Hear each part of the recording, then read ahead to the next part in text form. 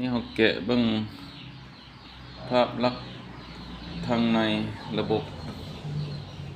ให้ละเอียดเนาะรุ่นใหม่น้องใหม่ใช้คอมเพรสเซอร์กี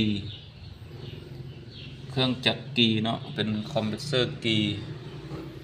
แต่เป็นยี่ห้อเอโก้ยี่ห้อน้องใหม่ออกมาของดีราคาประหยัดแคปาซิเตอร์ใหม่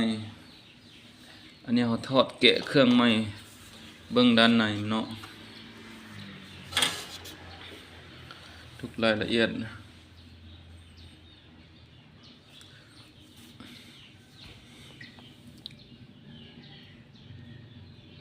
อันนี้ระบบเมมเพจ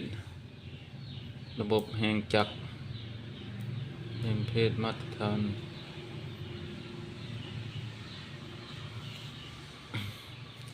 และอันนี้ก็เป็นแฟนคอยแผงเย็นใหม่พัดลมก็เป็นสีขาวทอง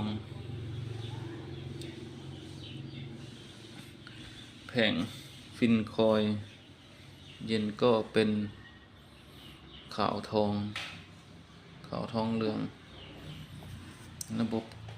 สวยงาม